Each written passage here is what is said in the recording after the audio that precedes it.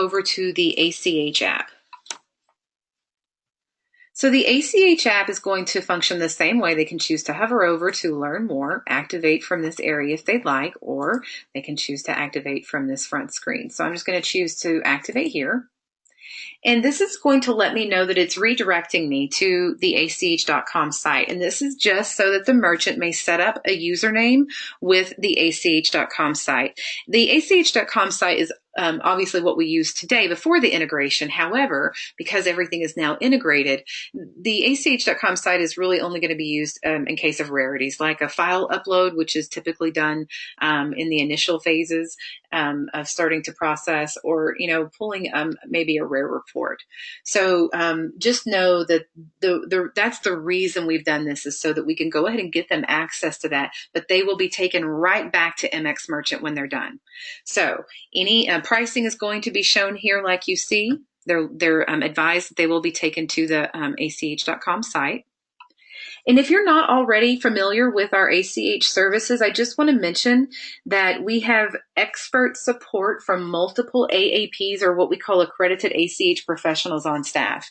And we really just can't say enough about our support staff because these folks really take some time to go through some rigorous testing. And I've been in the office with them and seen them running around trying to make sure that they get files out when they should and they allow merchants to edit them. So I know that they definitely are working hard to support those folks, and we boast about them frequently.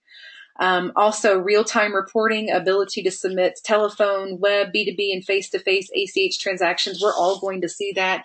And this is, of course, designed to ensure that the merchant never turns a payment away. So also, just know that before we begin, we're one of the very few processors in the nation that are entrusted with a Fed terminal on site. And that means that this gives you and your merchants earlier response times for return information and exception handling, as well as the latest possible cutoff times. So just to kind of give you a little plug in there, if I may, on our ACH services, if you aren't already plugged in, okay? So what the merchant will do here is, because they don't have a username and password already, they're going to choose to create an account here by clicking here. And notice most of the fields here are going to pop up in red that I need to enter. So just bear with me one quick second here while I enter this data. And you can see how easy it is once I enter it. They're going to know this data pretty quickly, I would imagine, as we both do, as we all do, right? We've all filled out this information before.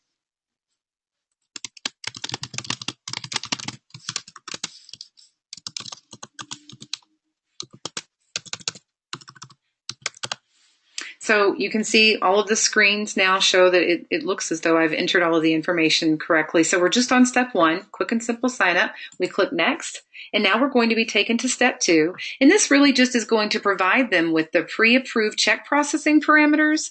It asks them a few questions here about how they plan to process. And then of course, what is their processing environment? So are they going to be processing B2B, in person, or what we call PPD, over the phone or tel, or internet, which is of course web. So once they choose the option, then they're going to create a username. And once they've done that, they'll choose next. And then they're displayed here with, or provided in display form here with the notices and the terms and conditions. And in order to advance, they'll need to check both of these boxes. So they're able to scroll through here. And if you notice here under definitions, it's a great glossary, really helping them understand any of the terminology that they're seeing. So now I can go ahead and move up here and click next.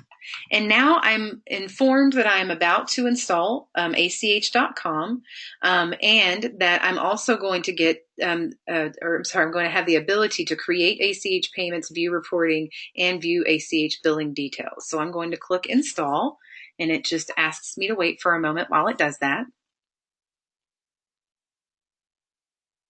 And so it lets me know just that quickly that ACH has been installed successfully. And even at this moment, I can choose to view the ACH agreement, the pricing that I've just agreed to, as well as the merchant approval, all of the processing check parameters that I was just approved for. However, I'm also going to get both of those in an email format from an email address, and the email address is support@pps.io, just to help any merchants kind of expect that. So if they need to check their spam folder, that's where it'll be coming from. So once that's done, I can just click close. And like I mentioned, I'm going to be redirected back to MX Merchant. I've got that great green banner at the top letting me know the app was added successfully, and I can see now that it is an active app. And now I can also go to Quick Pay, and if I choose the card option here, I can see ACH as an option. So if I choose that, I can now enter a routing number, account number, name on the account, checking, savings, whatever it may happen to be, and notice that charge button does now say tender.